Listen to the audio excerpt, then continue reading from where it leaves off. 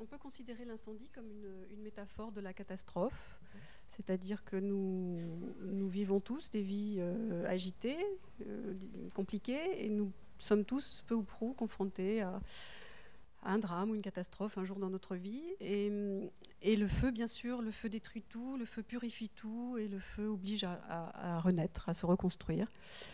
Et ça me paraissait une bonne entrée en matière.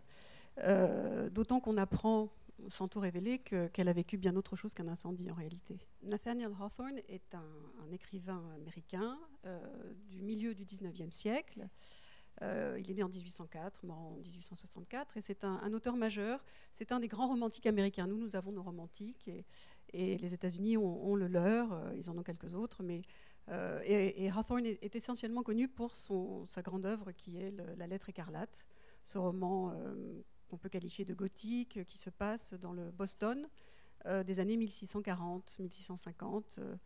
Alors il faut imaginer une ville de Boston extrêmement fruste, que nous sommes à une génération après l'arrivée des premiers pèlerins sur le Mayflower. Donc c'est une ville faite de maisons en bois, de rues boueuses, et c'est là qu'il a choisi de nous raconter l'histoire d'Esther Prynne, son héroïne.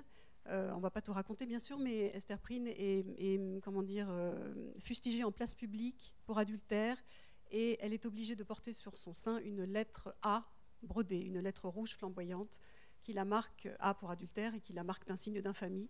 Et elle va devoir vivre avec ce signe d'infamie toute son existence. Voilà, c'est le début de la lettre écarlate.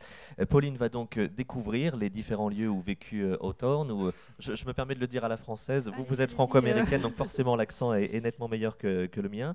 Pauline va faire des rencontres. Alors, vous nous promenez autour de Boston, nous allons à Salem, etc. Vous nous décrivez bien aussi cette ambiance de cette ville de Boston. Elle va rencontrer Georgia. Georgia est une femme un peu folle, un peu décalée, une vieille excentrique, voilà, qui parfois se déguise en petite fille. Pauline est heureuse d'être accueillie, en même temps parfois elle trouve cette présence un petit peu envahissante.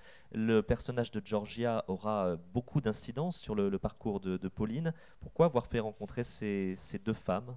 Eh bien, Georgia est une personne qui elle-même a vécu des choses difficiles dans son existence.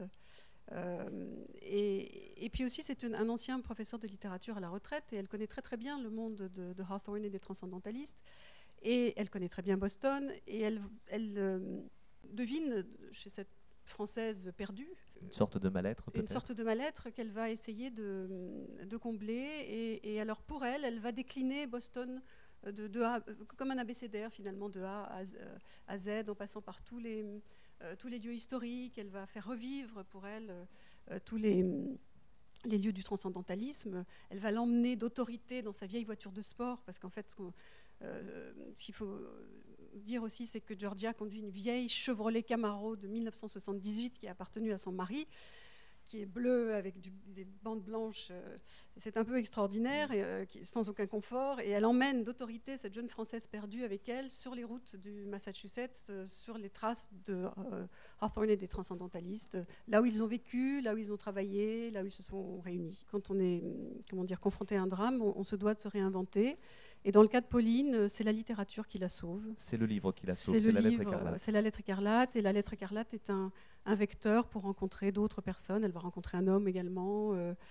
Georgia va jouer un grand rôle dans sa vie. Le libraire est également important. Et c'est une histoire de rédemption par la littérature.